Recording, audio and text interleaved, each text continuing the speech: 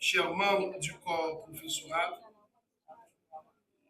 je ne voudrais pas rater la présence du docteur Pierre Sanson-Prince, le docteur Prince, directeur exécutif de l'hôpital de l'Université d'État d'Haïti.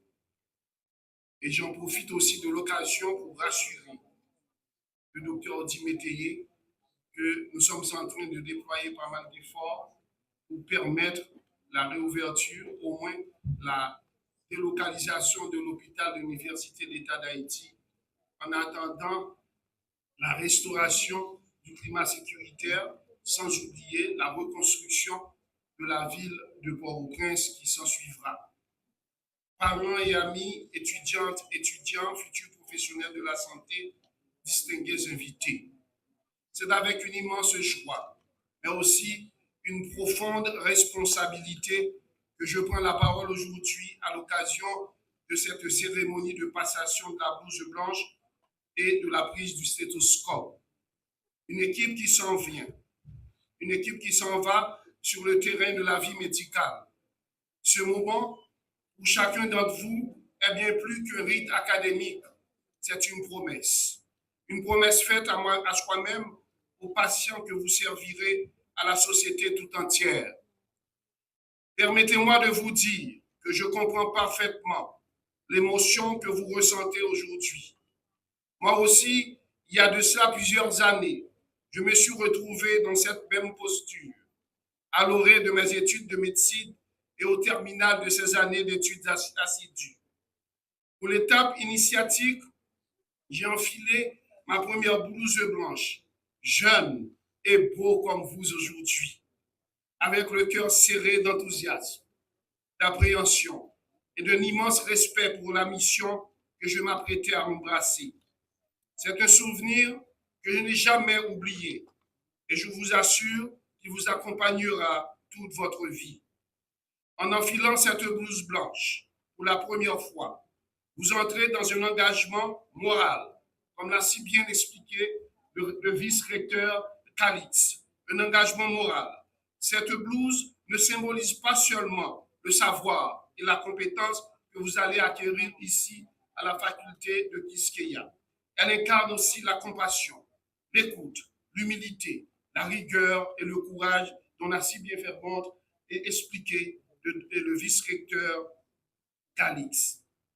Mes chers amis, en dépit de mon profond respect envers toutes les professions, tous les métiers qui soient, avocats, ingénieurs, géophysiciens, agronomes, éducateurs, sans négliger même les plombiers, électriciens, les agents agricoles, etc., les commerçants, malgré leur importance dans la construction de la cité, de toute cité. Je ne cesse de rappeler à mes stagiaires à la faculté de Notre-Dame que la profession de médecin, la profession médicale est la plus belle des professions, tout en cultivant une admiration profonde pour les éducateurs, étant fils d'un enseignant. Je disais souvent à mon père, qui fut aussi mon professeur à l'école secondaire, qu'enseigner, c'est montrer le chemin de la vie aux autres. Mais le médecin, c'est celui qui donne la vie après le grand Dieu, le Gadlu, le grand architecte de l'univers. Quoi de plus noble, de plus exaltant que de sauver des vies? Nullement notre intention de nous placer sur le piédestal des demi-juges. Comme ce matin, on discutait avec mon conseiller de cabinet, Maître Mozart Clérisson. Nullement notre intention de nous placer sur le piédestal des demi-juges. Au contraire, grâce à la médecine, nous sommes pleinement conscients de la fragilité de l'être. Tout n'est que hubus. Vous qui allez prendre le chemin de la vie médicale, sachez que dans un pays comme Haïti, où les défis sanitaires sont multiples et complexes, vous êtes appelés à devenir plus que des praticiens. Vous serez des porteurs d'espoir, parce que dans chaque salle d'attente surchargée, dans chaque communauté éloignée, dans chaque paternité sous-équipée ou chaque poste de santé isolé, il y a une main tendue, une vie en attente, un regard qui espère. La blouse sera votre uniforme de dignité. Et pour ceux qui se rendent sur le chemin de la vie médicale, le stéthoscope, votre arme puissante pour vaincre la mort. Il ne vous élève pas au-dessus des autres. Il vous place à leur service. Il ne vous protège pas de la douleur du monde. Il vous y expose. Et c'est là qu'ils prennent tout leur sens. Je vous encourage à garder vivant trois piliers tout au long de votre parcours. La compétence, parce que la vie d'autrui dépendra de votre maîtrise, de votre savoir-faire. L'éthique, parce que la science sans conscience peut faire plus de mal que de bien. L'humanité, on a encore bien précisé, le vice-recteur et Kalitz. Parce que derrière chaque diagnostic, il y a une histoire, une peur, une espérance. La médecine sans l'éthique et l'humanisme nous conduit souvent vers le mercantilisme asséchant, douloureux et déshumanisant. Je faisais mienne cette approche humaine, cette approche non mercantile de la médecine, et je me sens fier d'avoir tenu parole durant mes 25 années de pratique médicale. Mes nombreux patients de la région des Palmes, plus précisément à l'hôpital Georges Gauvin de Grand-Goâve durant 10 ans, mes patients de la Grand'Anse durant ma résidence hospitalière à Jérémie, ma ville natale, mes patients de ma clinique de Delmas 103 à Pétionville, sans oublier ceux du centre hospitalier Eliazer Germain peuvent en témoigner. Le moi étant haïssable, je m'arrête là pour éviter de vous importuner. Attention, sachez que je ne critique nullement ceux qui ont fait un autre choix de la médecine. Tant que vous sauvez des vies avec professionnalisme et sérieux. Mais n'oubliez pas non plus votre rôle comme agent de changement. Haïti a besoin de soignants, oui, mais elle a aussi besoin de citoyens conscients, de professionnels engagés dans la réforme, l'innovation et l'équité. Mes chers amis, permettez que je m'adresse un moment au recteur Jackie Luma, malheureusement absent à travers la présence de Madame Tessa Maximilien et à tous ses prédécesseurs, ces femmes et ces hommes qui ont façonné tant de citoyennes et de citoyens, qui ont montré le chemin de la vie à tant de jeunes comme vous ce matin, ici à l'université Quisqueya. Je vous dis merci. Merci Quisqueya, merci recteur Luma. Merci pour votre combat, votre savoir, votre engagement envers la jeunesse et envers la communauté en général en transmettant ce savoir aux autres. Un merci personnel à l'université Quisqueya, dont je me permets de le dire, comme l'a si bien dit le doyen Odi Métayer, je suis un parent aussi de Quisqueya, car ma femme, mon épouse, est aujourd'hui une brillante avocate grâce à Quisqueya. Ma fille vient d'y boucler brillamment ses études de droit et j'en suis immensément fier. Et mon fils, issu de la faculté de médecine de Notre-Dame, suit actuellement à Quisqueya des cours en santé publique. Recteur Lumar, chers universitaires, l'université demeure le relieu d'acquisition et de production du savoir. Elle reste l'acte central de tout développement économique et social, mais aussi la base de la résistance contre les tentatives de désintégration de la nation. C'est dans cette optique que l'État doit l'intégrer dans tous les grands chantiers nationaux, notamment en ce qui concerne aujourd'hui dans le présent la pacification de ce pays et la reconstruction qui doit s'en suivre, sans oublier la rédaction de nouveaux contrats sociaux qui est cette nouvelle constitution. Pour ce faire, d'ailleurs, l'absence du recteur Lumac est motivée par son engagement à trouver des solutions aptes à nous faire sortir de ce guêpier. C'est vrai, je suis un membre du Conseil présidentiel de transition, mais je sais que nous avons besoin des réflexions des universitaires comme Jackie Luma qui puissent nous permettre de sortir de ce bourbier dans lequel nous sommes depuis plus de 5 années.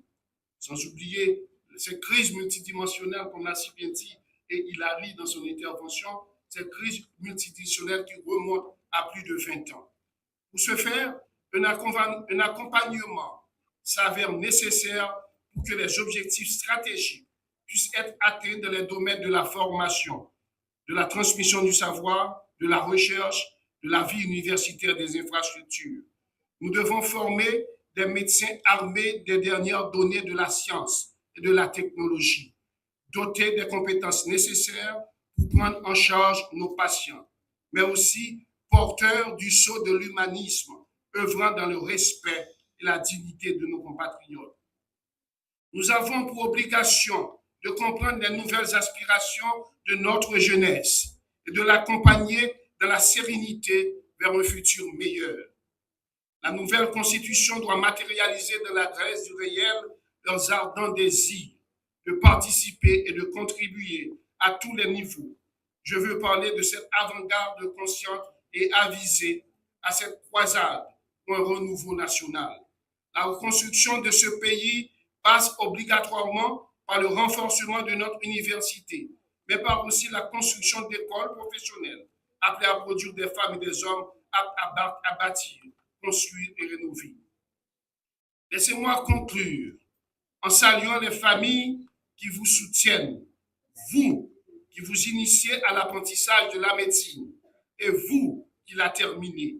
Une profession au long apprentissage qui demande beaucoup de patience, surtout en ces moments difficiles de la vie nationale. J'ai beaucoup apprécié l'intervention du doyen Métayer quand il a fait comprendre vous êtes venu ici pour sortir à l'heure indiquée.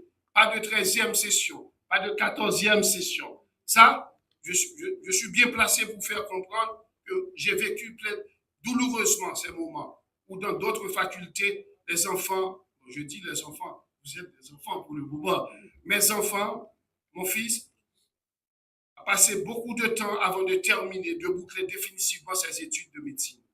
Donc, je comprends l'engagement pris par le docteur Métayer et son équipe, par le vice-doyen, dont je salue aujourd'hui malgré son absence, Hugues Henry, qui est un ami, par ces professeurs qui se mettent avec vous, docteur Métayer, pour permettre à ces jeunes, à ces étudiantes, étudiants, de terminer correctement leurs études.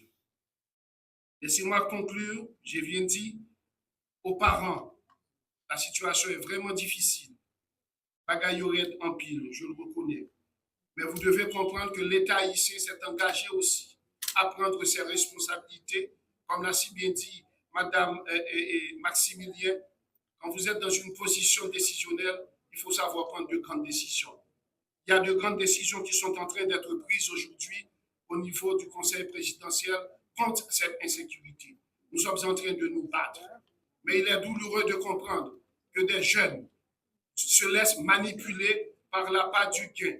Des jeunes femmes et hommes qui se laissent manipuler par l'obsession de s'enrichir par le trafic de la drogue, le trafic d'organes, et qui sont en train de faire face à la violence de l'État, parce que l'État est la seule détentrice de la violence. Mes chers amis, je salue aussi les enseignants qui vous ont formés. Et surtout, je vous félicite pour ce passage vers la responsabilité. Vous êtes désormais en marche vers un métier qui ne connaît pas de demi-mesure. On soigne entièrement ou on ne soigne pas. Quitte mon nom, c'est amour, quitte li pas amour. Vous avez en face quelqu'un, la nationalité, la couleur de peau, la classe sociale. On devrait bien s'en passer pour soigner, parce qu'elle est votre mission selon votre serment, le serment d'Hippocrate. Mais mettez blouse là sous dignité et respect. Nous prenons notre stage, mettez blouse. Moi, je ne tolère pas mes étudiants stagiaires sans la blouse. Symbole de cette différence avec les autres. Sans vouloir snober les autres professions, je l'ai bien dit. Nous prenons notre stage, blouse. Nous en classe, blouse. Nous en clinique, blouse. Nous devons malade là, blouse. Pas jamais oublier ça les représenter. Passer stéthoscope là dans le cou bien boson. Mais il pas seulement pour nous prendre attention à prescrire médicaments. Il sous nous pour nous tenter, comme l'a si bien dit encore Calix, pour nous comprendre, vous mettre à l'écoute, pour nous mettre tête nous, l'une à l'autre, pendant nous pas oublier chaque nous, quel que soit côté les sorti, mériter la soignage, sans parti pris, dans respect à l'amour. Moun nan vini li malade, pas ouais combien cob li poté. Poté cœur ba li mais vient poté col ba ou guérir pour aider. La fait l'argent na ouais l'après. Vive travail universitaire qui a réalisé dans la communauté. Vive une jeunesse qui, malgré toute difficulté, de continuer à choisir, servir, accueillir. Je vous remercie, mes amis.